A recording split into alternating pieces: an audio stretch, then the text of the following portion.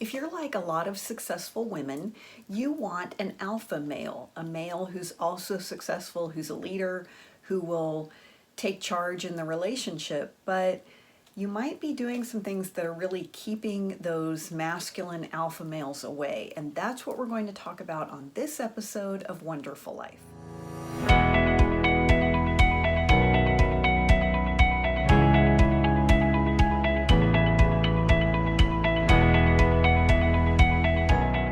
I'm Mary Dittman. I'm an award-winning business professor on the collegiate level and the creator of College on Fleek and One-Derful Life. One-Derful Life is my way of describing how it feels when you've made peace with being single. I know there are plenty of women out there who like being single and they'll say like, I don't want a man, but I've never felt that way. I've always wanted to be married and have a family, but I'm well over 40. And that hasn't happened for me, and it's always been a source of sadness for me because a big part of my definition of a fulfilled life includes being a wife and a mother. But I got to the point where I said, look, the singleness doesn't seem to be changing, and it might not change, and I just want to be happy. And that's what One-Derful Life is about. It's not about getting to a place where you say, I don't want a man, like sour grapes, like I just would rather be alone, because that's not how I feel. And it's not about just resigning and giving up and saying, well, looks like I'm going to be alone forever. Might as well try to figure out how to make the best of it. That's not One-Derful Life. One-Derful Life is about creating a life where you're happy, you're peaceful, you're content, you're in the moment, because that's the type of vibe that will attract your Mr. Right. But even if he never shows up, you're happy anyway. A lot of the women that I know are really looking for an alpha male, myself included. And that can be tough because when you're single, and especially as a successful working woman, the characteristics that are making you successful in your career or in your life are sometimes the very things that are keeping that alpha male away. Dr. Pat Allen says you can't get laid and paid. And what she's saying is the skills and the traits and the mindset and the approach that get you paid in your job are not going to get you laid, meaning they're counterproductive in a relationship. Because what she says is you can't have two masculine energies in a relationship and you can't have two feminine energies. And that's not saying anything about homosexuality. That's saying even in a gay relationship, you have to have a masculine male and a feminine male, a masculine female and a feminine female, talking about the energy and the vibe that you're bringing in with you. And most of us, when we're at work, are in a masculine vibe. Masculine is the go out, get it done, make it happen, accomplish, achieve, check off the to-do list.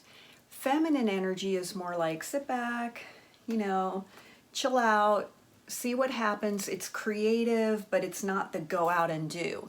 Think about it like a bee and a flower.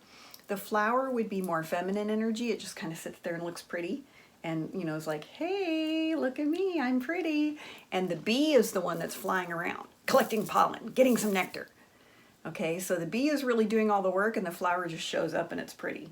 I'm a feminine woman, but when I'm at work, I'm in my masculine energy. And even here on One-Derful Life with you, that's kind of the social contract we have. I'm teaching, so I'm in my masculine. Like I'm teaching, you're in a more feminine energy right now because you're receiving, you're listening, you're learning. But when I'm in a relationship, this doesn't work.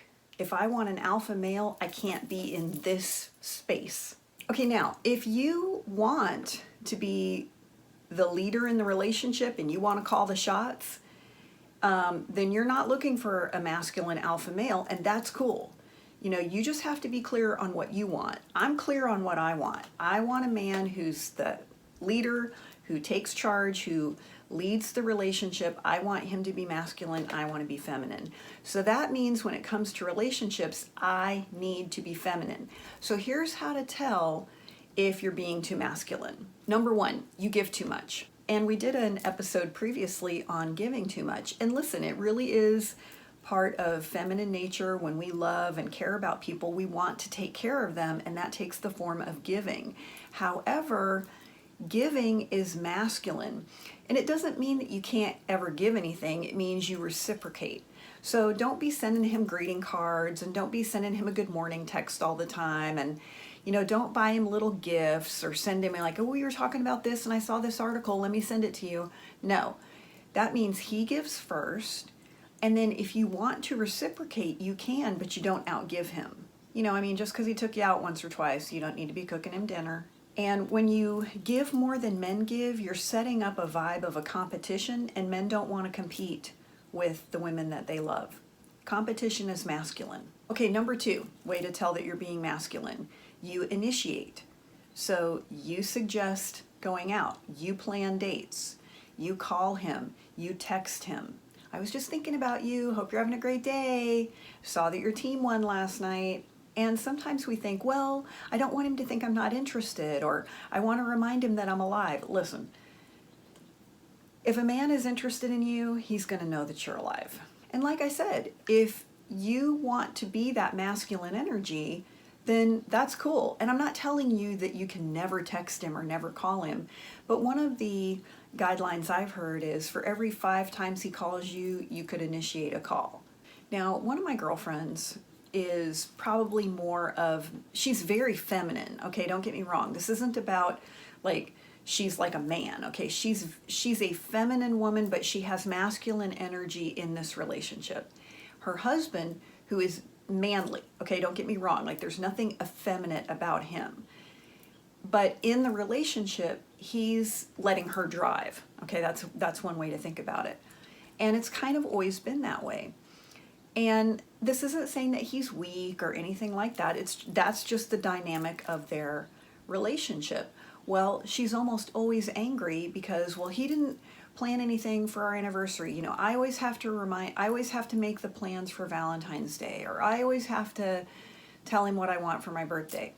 Yeah, that's because you didn't want an alpha male. You wanted a man who was, much more reserved and relaxed, who would let you be in charge. Again, nothing wrong with that, but you can't have it both ways. You can't be taking the lead in a relationship and then also be angry because he's not taking the lead. Men are not going to compete with you. Number 3, you're telling him what you want. Now, there are times where telling a man what you want, there's a certain way you can do it that is feminine and helpful, but I just want to kind of look in generalities right now. One thing Dr. Pat Allen says is the masculine says what he wants, the feminine says what she doesn't want. So he says, I want to take you to that new Italian place tonight. Now, if that sounds good to her, she'd say, ooh, I love that, that's great. But if not, perhaps this is how it goes. He says, I'd love to take you to that new Italian place tonight. And she says, well, I'd like that, but I had Italian for lunch today and I don't really want to have it again for dinner. Okay, stop talking. You just told him, I don't want Italian again for dinner. This is awesome. Okay? Now, if you want Italian a second time for dinner, great. Then you say, fantastic, I love spaghetti. But by saying, well, I had Italian for lunch and I really don't want to have it again for dinner, and then you stop talking, he's got a problem. Okay? Men love problems. Why? Because problems have solutions and men are fixers. So he says, okay, she likes Italian, clearly, because she had it for lunch. She just doesn't want it for dinner. Okay, where can I take her that she might like? And that's when he might say, well, do you like sushi? Do you like steak? He might say, well, we could go to that sushi place that you really love. And then she can say, yeah, that sounds good. Or she might say, I hate to say this, but I really don't want sushi either. Okay, now at this point, he might start saying things like, well, what would you be in the mood for? And the woman might say, I don't know, I could go for maybe a good piece of fish or a steak or something, and let him figure it out. Because here's the thing, when you're telling a man, well, I want you to do this, I want to go here, I want you to take me here, then you're in one of 2 roles. Number 1, you're in the masculine, and you're giving him direction, or number 2, you're his mother. And men are not sexually attracted to their mothers. And I understand, well, it's the new millennium and everything's changed and women can do what they want to do now. Yeah, that's true. Here's the problem. Our brains and our biology have not changed in millions of years. This is evolutionary psychology. So if you're a get things done kind of woman, then you have to have a level of confidence that allows you to put that on pause and like just be a flower in your personal relationships. Now, if you're suffering with a broken heart, it's really hard to have confidence. And if that's your situation, you might want to check out our ABCs of Healing. If you go to bit.ly/ABCs of Healing, it's a free video that shows you how to get over heartache. We'll give you immediate access, and you can watch it anytime, as many times as you want to. Now, Wonderful Life is a dialogue, not a monologue, and we want to hear from you. Do you ever find that maybe you're in your masculine sometimes in your relationships, in your personal life? Put that in the comments and let us know what you think. You can always connect with us at wonderfullife.com. We post a new blog there every Friday. You can check out our podcast. You might want to join our newsletter list. We have some cute Wonderful Life merchandise you might want to take a look at. Thanks for watching, and we'll see you next time right here on Wonderful Life.